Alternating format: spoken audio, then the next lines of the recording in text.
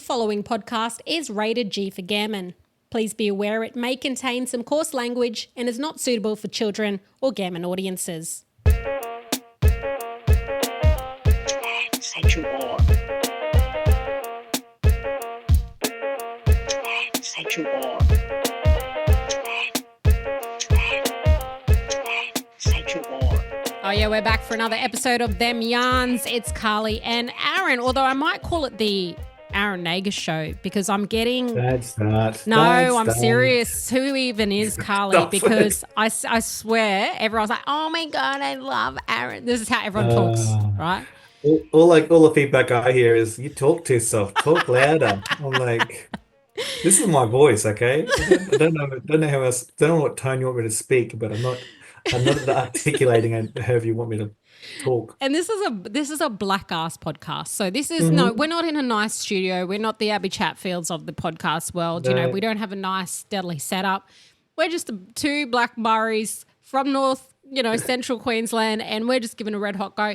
And we're just on the Zoom. And Aaron's tried. You've tried every time I call you, you're in a different room in the house to try and get a better I'm just testing sound. out the acoustics, And tonight I'm in the laundry. You're in the laundry.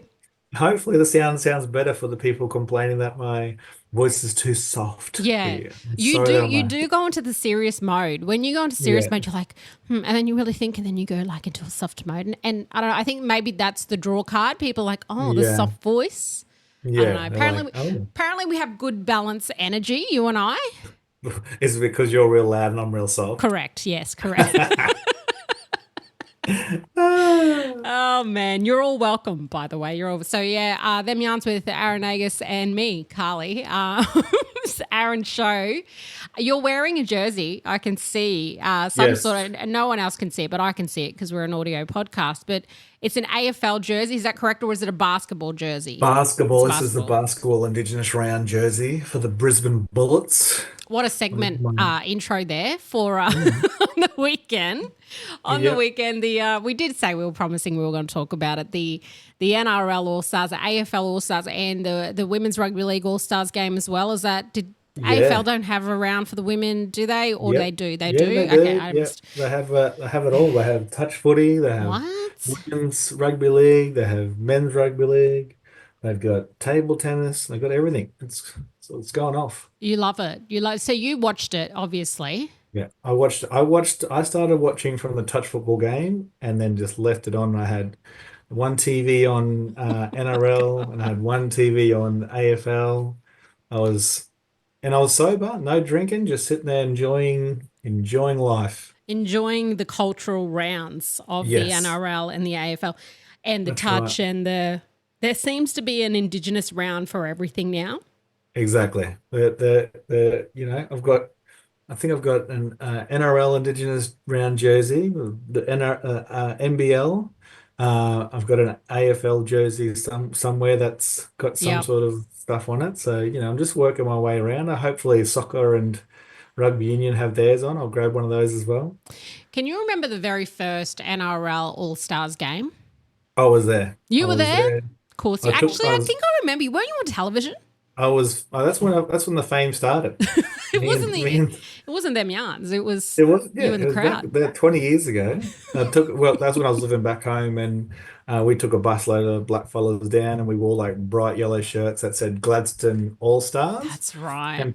And people were taking photos of us like we were actually famous. I'm like, no, we just bought these shirts. I bought these shirts from Woolworths or Big W and just got a screen printed on it with the ironing thing. It was the gammonest, blackest shirts. But because they're bright yellow, it was like, this everyone's seen. I do remember watching the game and going, why am I seeing Aaron Nagus on the big screen? The biggest face of all time or something. Yeah. So you were there. I was watching it. I think I remember watching it in Cairns. And what year was it? I can't remember 2015? No. Don't ask me. I don't know what year. Come it was. on, old man. Yeah, I feel like we're so old now because we remember the first All Stars game. Meanwhile, those kids that are like watching it for the first time, sickening. That's exactly right. Oh man. Speaking of the Indigenous rounds, now I've grown up in far north Queensland, as most people know, as you know, and rugby league is life for anyone, especially that's black, that comes from North Queensland. You grow up idolizing your local rugby league, first of all. Shout out Atherton Roosters. Had to do that. To knock them down. Herbie Town, that's also one. Herbert and Magpies, not my team though. Land Eels, got to give a shout out. No, I'm not going to go through all of them. Yeah, come on now. There's lots of teams up there. Exactly We need right, except for the Mareeba Gladiators, go to hell. No, but this is rugby league, right? So you grow up either going to it with your cousins. I used to go to rugby league every single weekend, mostly with my auntie. I never played, obviously. Like back then it wasn't big, for the girls. My cousin, though, one of my cousins, she played until she was under 12s, and then you weren't allowed to play anymore. Yeah, you weren't allowed to play like even if you're real deadly, you weren't allowed to play, eh? That was it. My cousin, she was deadly. She was the deadliest player out of all the under 12s. And then she started getting susus, and they're like, nope, can't play anymore. And that's why they stopped it. And obviously now it's like changed and stuff, but back in the day, like rugby league, you would go to watch your boy cousins, and it's, small town. I come from a rural area. So rugby league is life. You have uncles that have played it. They're all up on the walls in the pub. All my uncles' names are on the trophies. Like, it's just something that you do in a small town. So I grew up idolizing rugby league, like especially Ryan Girdler. Here we go. To the point that I've still got an email with like Carly Girdler, like that still exists in the world. That's shame. Ryan Is Girdler, it though? Is it? Okay, It is. one of the best centres in the world. Anyway, let's not go into it because we could fight all day. But the point is, I idolize them. I'm not going to lie. I like watching the locker room situation.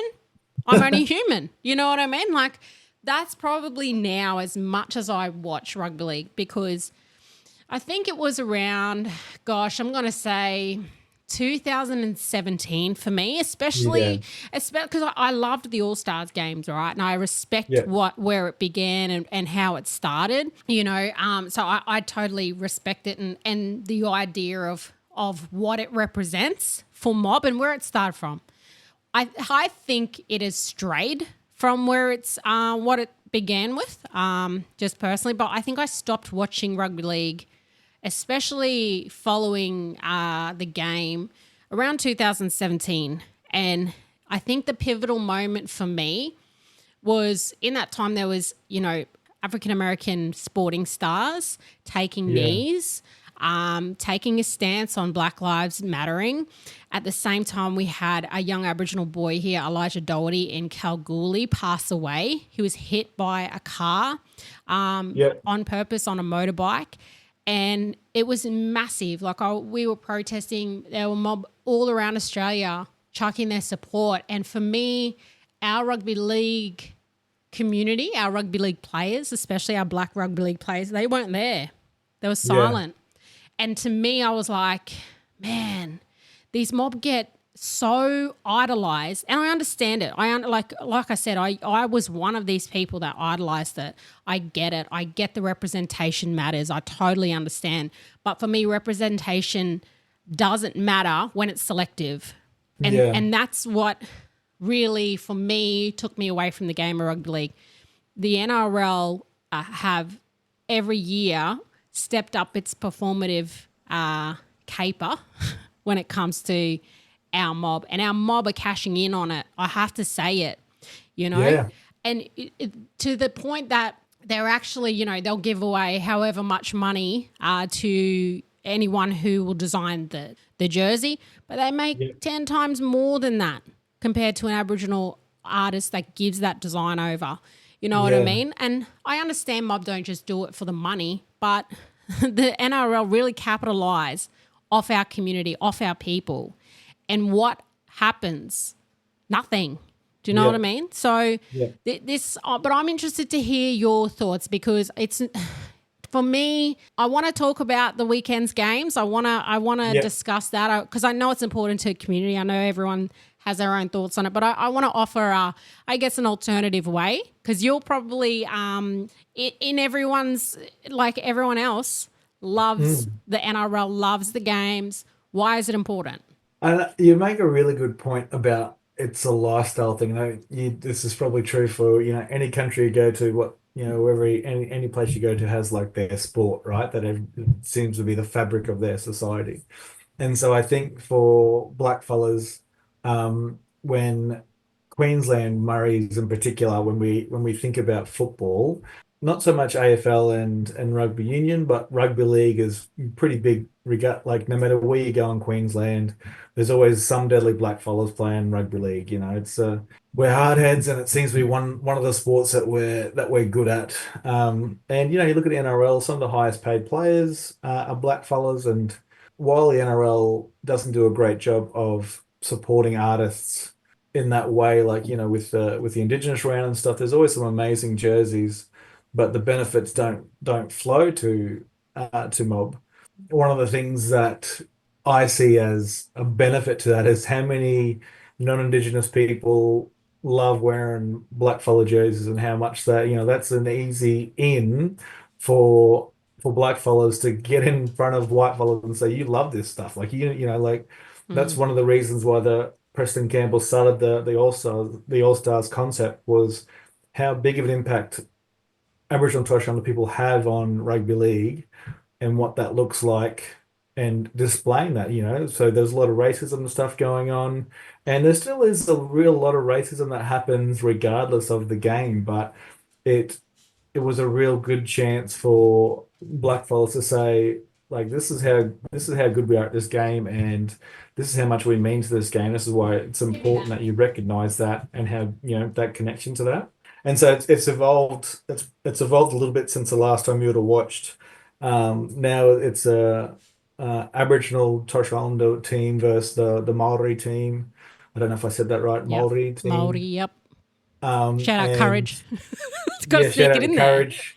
They beat us on the weekend. But so like there's that really big cultural connection, and it looks like for the players at least, it seems to be a super powerful experience for them to be immersed in culture and to celebrate that. So when they do the dances, whether they're culturally appropriate dances or not, that'll be a discussion for another 10 minutes. But when they're involved in that, when they're involved in that space, I think a lot of city blackfellows in particular don't have that chance to learn dances and to have that connection. Unfortunately, like unlike New Zealand, where the haka is part of their lifestyle and part of their fabric of society, for us, there is no real equivalent what that looks like. So yeah, so I think one, it's sort of ingrained, into mob, and it's easy to connect with blackfellas because we're deadly at the game, and it's an easy way to see, for young people to see themselves on the big screen. Unfortunately, it's not a realistic goal for everybody, which is one of the problems that we have in high schools when boys are just like, oh, I'm just going to be an NRL star. Like, no, you're not, brother. Probably better that you focus on school as well as playing footy, because there's 100 stars like you within 100 kilometers of you. So Mm. For yeah, for me, rugby league it's that surface level stuff that we get a little buzz from, right? We're like, oh yeah, we yeah, can all connect over this game. It's a white man's game, by the way. It's not our yeah, game. It's a yeah, it's a made up white person's game that we play really well as mob. yeah, That's I can acknowledge that because we do. We play really deadly. We're very skilled at it. It's a win. It's a short win, and it's a win in community. It looks like for our people, right? Because we're always in any other way in our lives, justice, education, health, we feel like we're losing, and we are. So when you have a game like rugby league and it's it's televised, and there's white people involved and black people and Maori and whoever else, oh, we're a collective and we're winning that. That's the one thing we're winning at. So that's why it feels good, yeah? My yep, issue is when merging culture into a game. And for yep, me, football isn't culture and culture isn't football. Those are two separate things. And I understand that like people have started to merge it, but it's becoming this extreme. And for me, yeah, I've heard like the Corey knockouts is a modern day corroboree. Like people like to say that, or the Murray knockouts, it's a cultural connection, or whatever it's going to be the tagline. The thing is that is not our culture. It's not our culture. Just because you see paint up on your favorite player, that is mm, not culture. Okay. yeah, When you see that spear, that fella never held that spear before this week. See that dance there? That fella never did that dance, and he's never going to do it again for the rest of the year. For me, it's very performative. And if unless you're doing that dance another time, that war dance that you're doing in front of their mothers, go take that war dance to Parliament House where it's actually needed. Go take that war dance when we have black deaths in custody. Do you know what I mean? Like, this is the time where that needs to come out, not a performative dance for the cameras for 1 week for the players to feel special about themselves and to give our community just a little bit. Yeah, and I think that's probably one of the things the NRL can do better, is that connection, right? Is what does this actually look like for Mob, and how do we transfer that? But is it the NRL's job to do that? I feel like our people, we need to get away from games. We need to get away from sport and stop putting these things up on pedestals and actually get back to, well, who is a role model in our community? It might be that elder who's still speaking your language. It might be that younger cousin who's just working full time. And yeah, it's not fancy and it's not on TV and it's not the big win, but all these small wins that need to be celebrated instead of we elevate these followers who, good ways, are in trouble every other week. We've seen how many of these top players that have been done for drugs in the last how many, and I'm not just saying as black fellas, like it's the NRL in general, right? But yes, a couple of our key Aboriginal and Torres Strait Islander players have been in the headlines for the wrong reasons the last 6 months. And that's a fact. 6 months to a year, that's a fact. And these fellas have been getting off left, right and centre. If that was the average black fella, we got Mob sitting in jail every other week for unpaid parking fines. But for some reason, these players who really just play a game of football and do it well, but when it comes to our deaths in custody or any of our issues, they stay silent. They stay silent. And I did see the player get up on the stage and say, you know, we stand with our Māori mob with the treaty. Brother, if you're going to say it with your chest. Don't get up there for 2 seconds and say something and then get up. Like, that's not enough. It's not enough for the level that our community put Mob up on this pedestal for.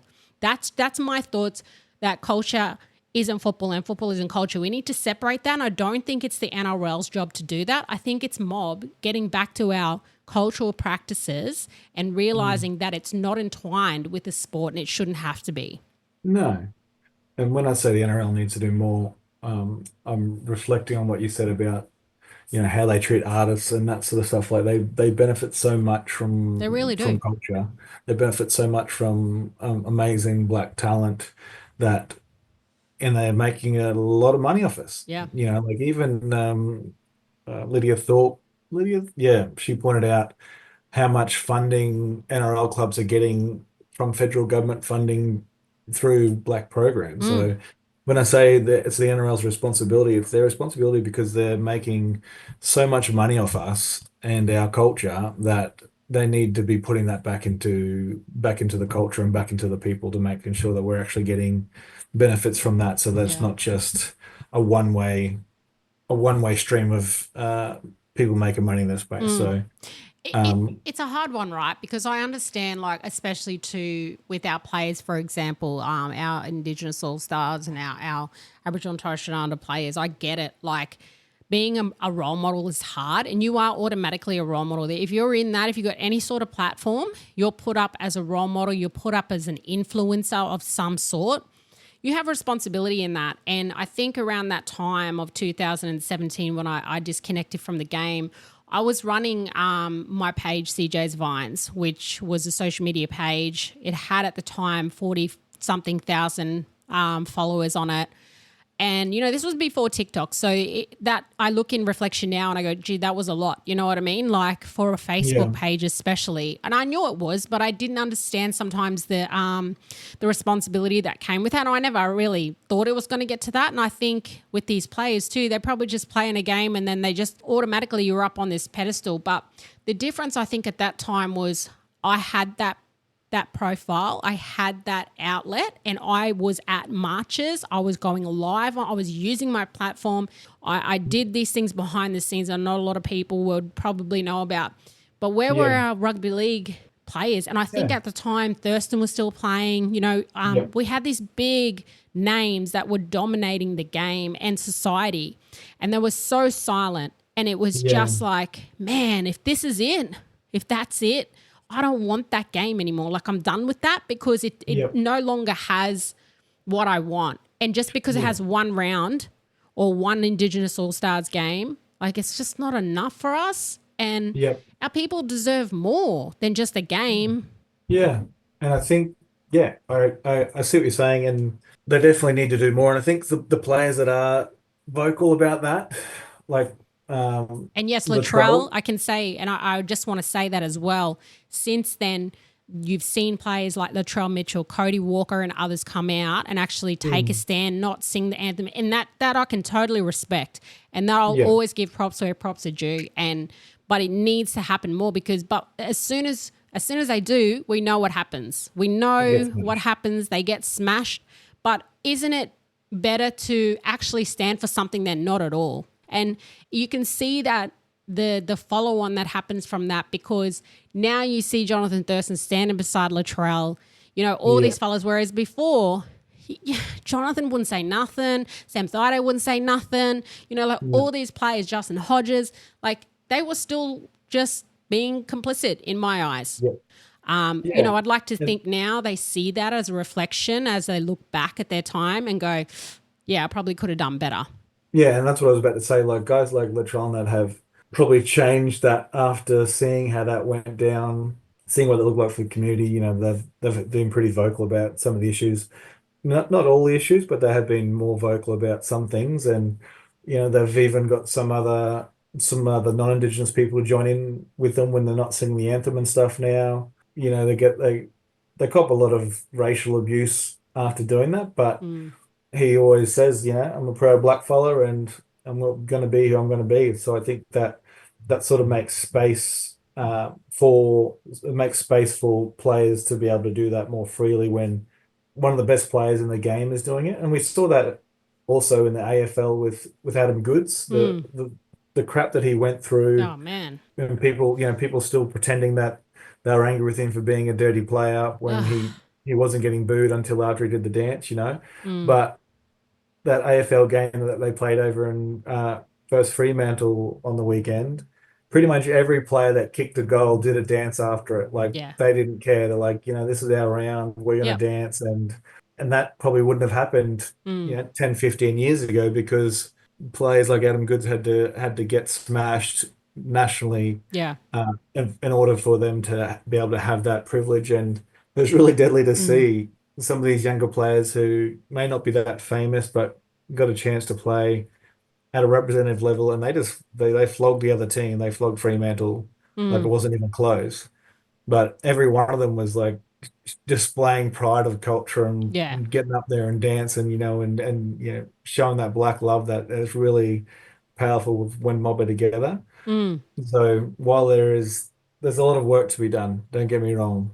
I saw that that player in the AFL give that young girl a hug up in the stands, and she was crying. And I remember being that girl. I remember being that little Murray girl that just like idolized these players on the field, and someone who's black who's doing well. That's all it was. It was like, oh, someone who's black, maybe hot, doing well. You know what I mean? So you're like, you really idolize him, and then for him to go up in the stands, like that's the bit where it's like, representation matters, and I understand that concept. For me, it's like, don't just be performative though. Don't just do that war dance. Don't just do that dance after one try on that field in front of that camera. Take that passion, take that, that thing that you want to do to support your people and show off for your people and represent us. Do it in other places and use your profile. You know what I mean? Yeah. And yes, you will cop crap. But guess what? You have the means to cop the crap. Like, unlike our mob who are out here every other day. The dance, I did watch it. It's not like I don't. Look, I've been vocal.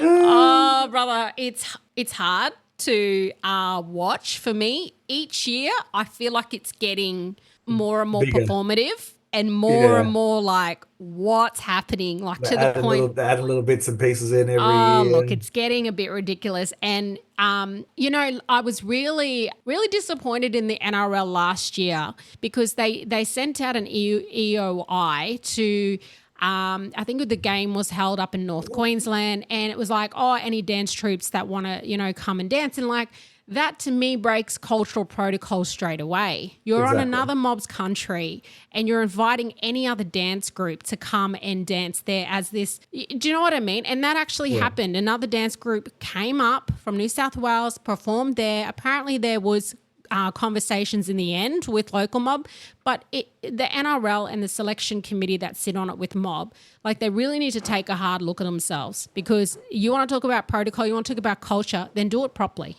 They've got a rap plan. Like they got a Indigenous support unit or something. They could have. That's what they I mean. There's a definitely whole could have. committee that make these decisions. Any mob with any kind of sense wouldn't go and invite any dance crew from anywhere in Australia to fill out your application and come and do a traditional dance or a war dance or whatever kind of dance you want to do at this game on another mob's country. It just blows my mind. And every year it's getting a bit ridiculous, and that's why I just stopped watching. Like I'm like, I can't watch it. I'm not going to watch it and then mock it. Do you know what I mean? Because I'm like, I'm just going to switch off from it. I did watch it for research purposes for this podcast. I will say, for the first time, I did see Torres Strait Islander dancing going on properly. I know there's been aspects of it in the past, and mob have really tried to put it in, but they were at the front and center this year.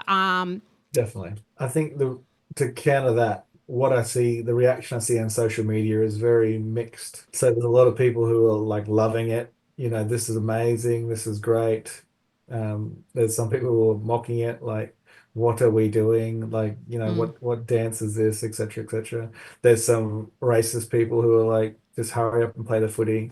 And I will say that's one of the things I support, no matter what sport it is. I love how angry racist people get when there's an Indigenous or there's like bigoted people when there's a pride round. Like, Yeah. I love how angry they get, like it's gonna hurt them. I just that to I me, have seen the when's the white game. It's called the NRL every other round, bruh. Like, that, like, I could drink that. That's the fountain of youth for me because they get keeps you so alive. wild. Like, this game is hurting you. Like, how is this game hurting you right my now? Like, God. show me in the doll where the Indigenous NRL round hurt you.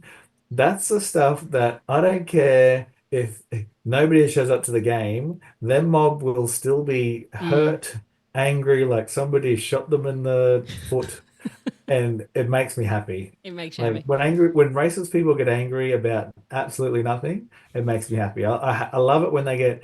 It'll always be called Fraser to me. I'm like, yeah, you're gonna die in 10 years, bro. Nobody cares. Like, keep walking. So You're the that one that the dingo bites, and there's a reason for that. you're the reason why the dingoes are biting. This bad spirits that you're bringing, they're going to keep biting you the way you're going. That's why the shark attacks keep increasing. Anyway, but enough of that. That's for This another is podcast Gary, for by another the way, time. we're talking about. If anyone's listening across the world and you're like, what is Fraser? What is a dingo? Yeah, we're talking about Gary, which is the formerly known as Fraser Island here in Queensland. Look, I think also when it comes to the game, it does stir up racism, and domestic violence rates go through the roof. Like, these They are all do. the realities of rugby league games now. And the NRL, it's trying its best. I've seen some terrible acknowledgements to country at the start of NRL games that just, especially Origin games, it makes me want to shrink into my chair. And the awkwardness and the gammonness and the performative nature of all of it, I've just gone, nah, I'm not going to do it. Instead, I focus my time on actual aspects of culture that I practice every day with me and mine. You know what I mean? Like, that's what I'm practicing and what I'm focused on. I get why our mob love rugby league. I really do. But I also would like leave it to the mob listening that, do you love the game of rugby league, or do you just love the win that we're getting on the field from being mob and actually winning at something? Just think about that, because does it represent you, and do they do anything back for us to the level that, we put them up to as players, as a game? What does it do for our community? Yes, there's some programs, some youth programs. There's a few things here the rugby league in the schools for the boys and things like that. But I feel like we can aspire to more. than just football. We have to. If our culture's going to survive, it has to, and it can't be entwined with the white person's game. Who won, by the way? Let's not talk about who won the game. Let's just focus on the positives. That it was a really great turnout. There was some really great love shown between the two teams. Unfortunately for the Australia blackfellas, we just couldn't get the ball down over the line without being out or being some other way, shape, or form, and we lost the game. I remember when the All-Stars game started, the NRL, because I'm going to focus on the NRL because that's all I know. I don't watch AFL, so I don't know about that life. So just for the NRL All-Stars, I remember when it first started, it was literally whites All-Stars versus the blackfellas.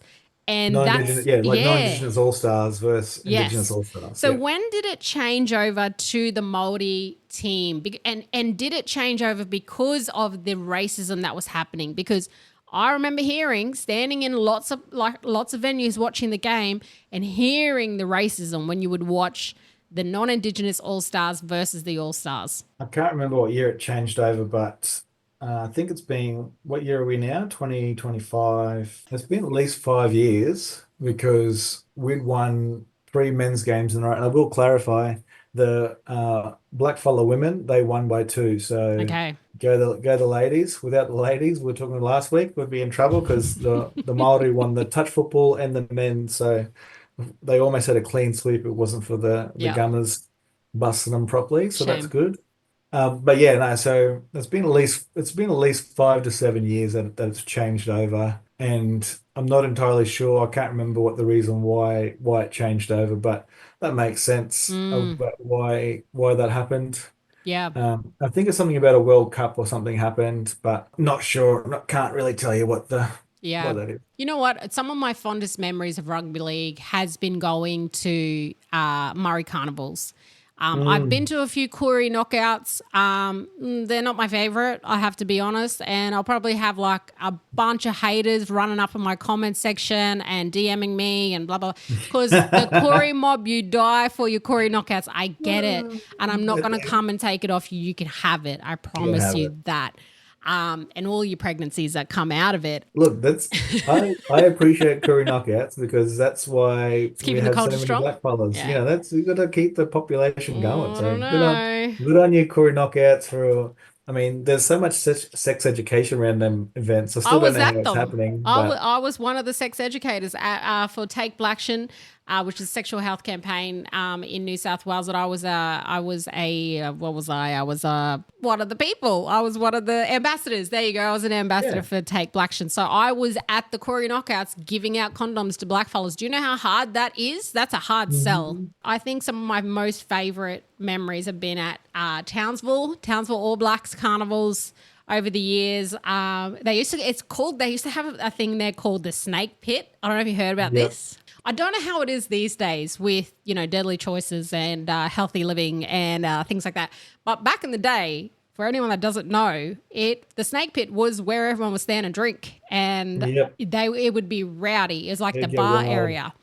It was wild. And so try being a female radio broadcaster, having to do a live broadcast on the field, trying to interview black players and walking past the Snake Pit. And don't tell me that I haven't given my dues to rugby league. Okay? You definitely have. I've earned my opinion, I think. Put a little bit of tea every week.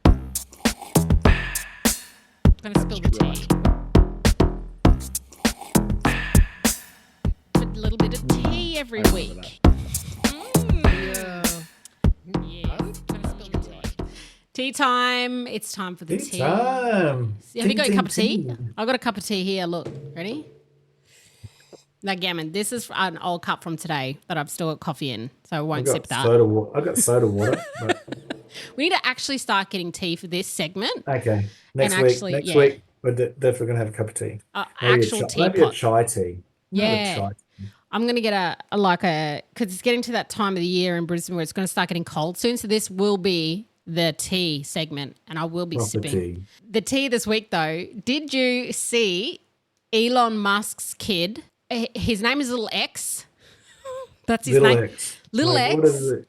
He's not a rapper. He's not Nas X. He's not none of these things. He's Little Nas X is none of them. It's Little X. He is a miniature version of Elon Musk. He's wearing a suit. Oof. He's gone into the White House and he has basically just run amok in there. So Trump's sitting at the desk. I haven't seen it until you told me to have a look, and then I went and had a look. I had no idea what was going on. I saw some things online, like I saw some tweets and stuff about this Yeah. kid being a terror, but I didn't actually bother watching. I don't like watching either of them talk, so Yeah. Yeah. didn't want to sit through that. So Elon Musk has obviously donated a lot of money to Donald Trump's campaign. So basically now he has full authority to do whatever he wants. He bought himself a president. How lucky is that? Exactly right. And now he gets to walk into the Oval office with the president sitting there and just let his kid run amok, including picking his nose. This kid was Ugh. picking his nose, bro, like his brain was like coming out.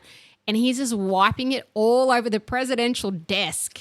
Oh my goodness. Donald's never raised a kid in his life, by the way. No. So he's No. looking at this child, looking at the cameras. It's a press conference. By the way, you're supposed to wear full suit and tie when you go into the president. That's like one of the rules. Elon's just rocking a tracksuit because he's like, what are you going to do? What are you going to kick me Exactly. out of here? He's the president now. He's the president. It was like, as everyone was saying, it was like a cuck chair. Like it was like a cuck hole Yeah. for Trump. Yeah, exactly. That's exactly what I thought when people were talking about it. Like, If you don't know what that is, go and Google that. So don't Google it if you're under 18. Don't Google it. If you're under 18, don't listen to this podcast. Full stop. No, but yeah, Trump's sitting in the chair and then this kid has whispered. He's like, I need you to shut your mouth up.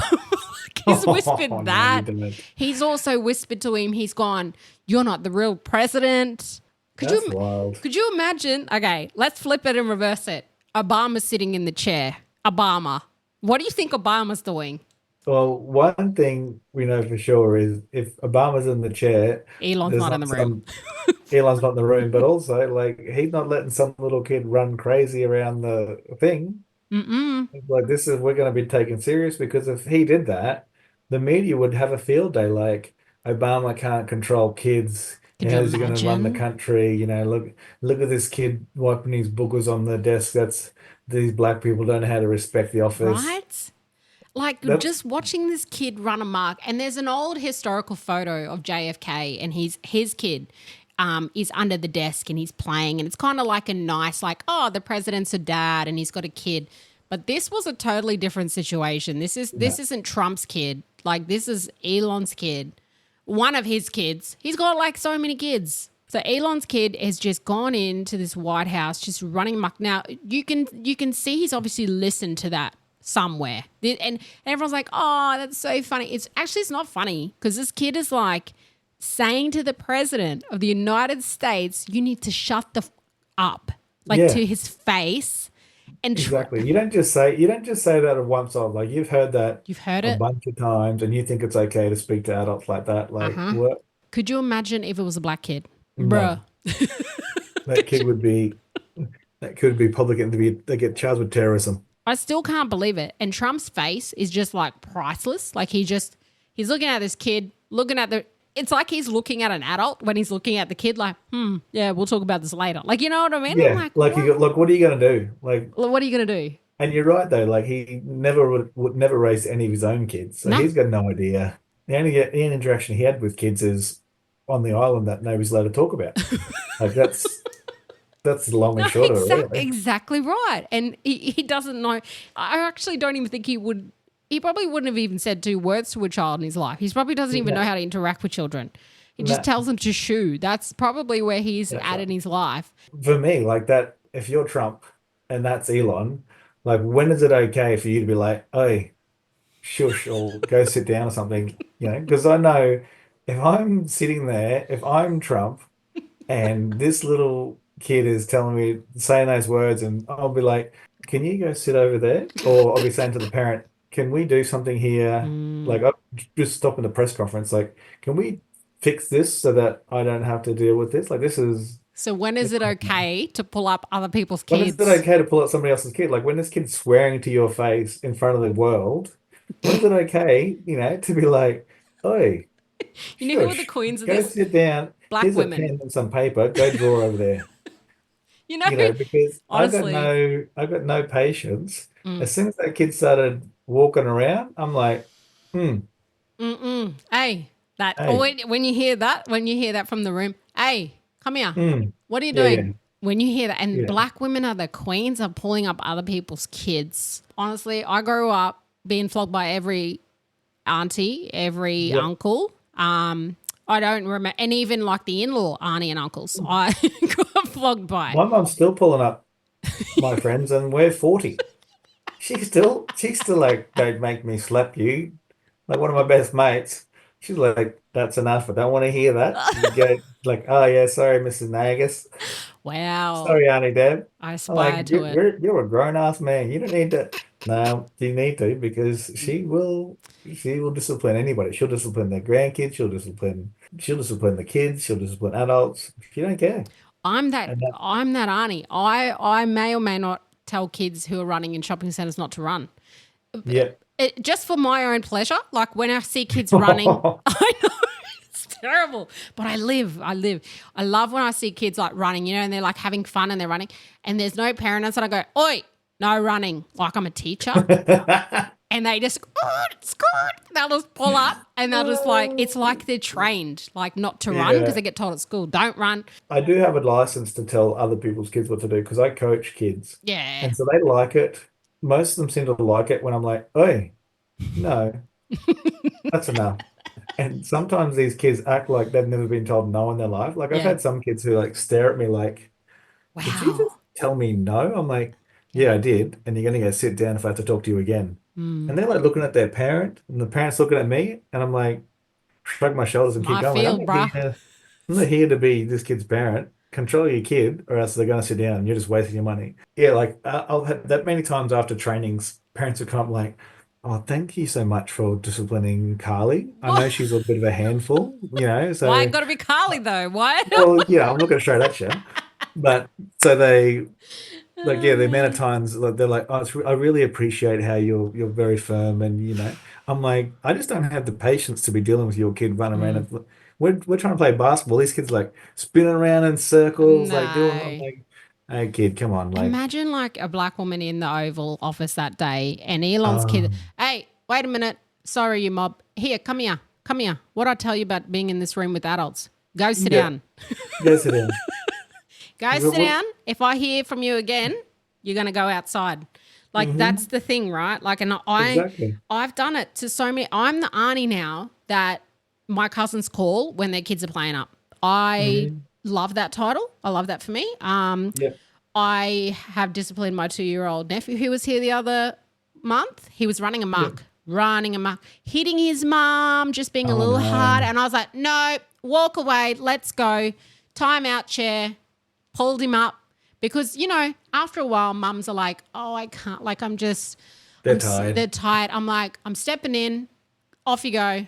And the big cry, the big carry on, and Yeah, then the go carry with on it. like the worst thing that's ever happened to them in the world. Worst thing. And I'm now the Auntie. I'm calling Auntie Carly. That's it. I'm calling Auntie Carly. No, don't. Like I know I'm that auntie, and that's fine. My mum was also that auntie. She pulled up anybody and everyone. Like anyone's kid would get flogged by my mum. All my cousins were scared of my mum. Well, yeah, No one was scared for me. No one was scared for yeah, me. They were scared for themselves. Not I got exactly. to go back there and live. None of yous At, do.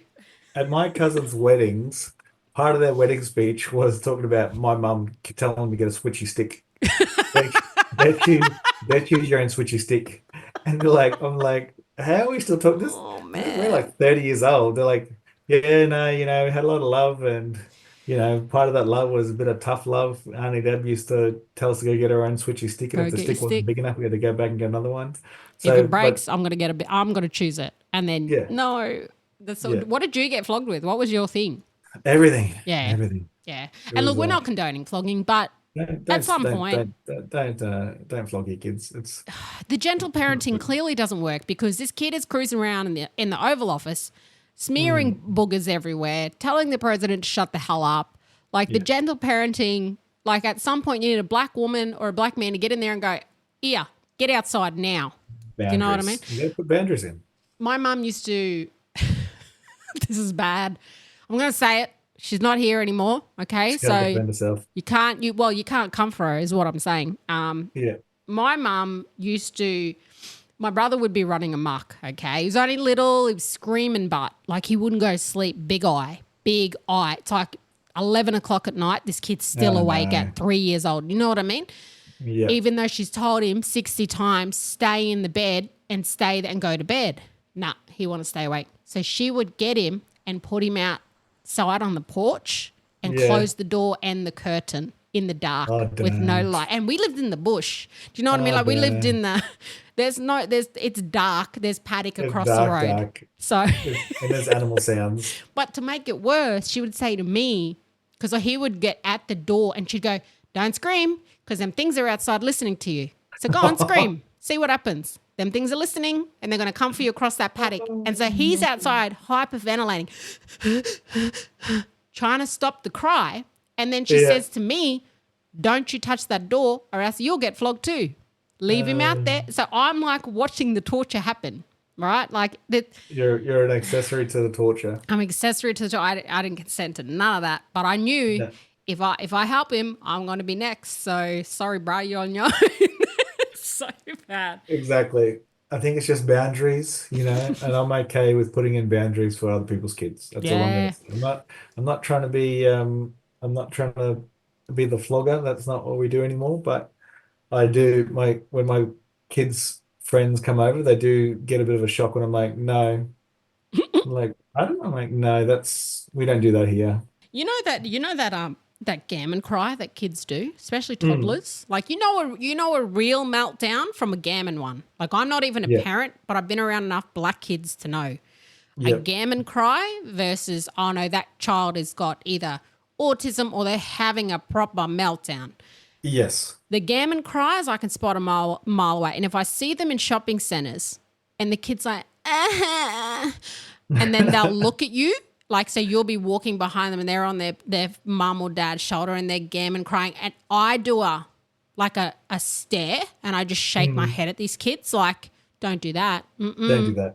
Pull No. up. And they go,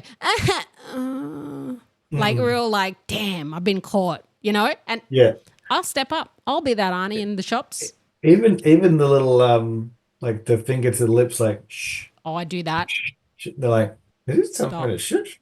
Like, And they get shocked. the reason why it works is because they're used to their own parents saying all these things. So when somebody else says it, they're like, oh, kids are more likely to listen to other people than they are their own parents because they hear their parents all the time. When another adult figure says something, they're like, oh. And that's taking us back to culture to get serious for a second. That's why mob always had, they use the English, the white term is it takes a village to raise a child. But that's the actual It's the actual true. reason behind it is it's actually true. Like it's not just your two parents that or however many parents you have that decide who you are. It's the other adults around you that determine that. So when you're an adult and you're making that face, they're like, oh, another grown up did that. Because it was It's gotta like be you're in different. a room, right? As a kid, as a black kid, if your mum's not there, someone else is watching you. You get supervision all the time. So you're not going to play up in or out of the home because someone's going to tell someone, or you're with an auntie or an uncle and they're going to tell you. So that's the good thing. I don't know. Maybe society's lost that. We definitely lost it if you're Elon Musk. Like, who's telling that kid? Do you know what I Who's mean? telling Like, that who's kid just telling him? you don't say that. That's not okay. God, even though we're all thinking it, you can't say it, little X. You just can't say Little it. X, what a name. That poor kid. No wonder he's turned out the way he is. Um, Shout out to Elaine Crombie because that I just thought of that skit they did where she hears the sound of The somebody acting thong. up and throws the thong. Yeah. That's how you used to feel. Even if you knew there wasn't a thong, you always knew somebody was watching you. You're like, you're not going to get away with this. Or you're gonna get hit from around the corner from something. My mum Yeah, was yeah. she was the queen of it. Like, and my mum could back you into a corner. Like you could be in an open field. You could be on the NRL field, on the All Stars field. My Yeah. black mother, she when she's chasing you, and my mother wasn't small. Like she was a big, Yeah. solid woman, and she would chase me down, and she would back me into a corner within 5 seconds, bro. And Latrell Mitchell had nothing on her. I'm Let's telling not- you. yeah. Imagine I said that to my mum a few years ago when women's football started getting big. I was like, imagine you having a game in those days, Deborah Ann, like you'd love it, you know? You'd be like, what? I'm like, you're throwing them around the basketball court. Like imagine if they let you hit people legally on a football field. No. You'd be snapping it. Anyway, Ross, that's it for us for another week. I'll catch you next week on them yarns, eh? Yes, thank you very much. Looking forward to more people giving you compliments about how diddly I am. Thanks, everybody. Oh my Yeah, we'll God. catch you next time.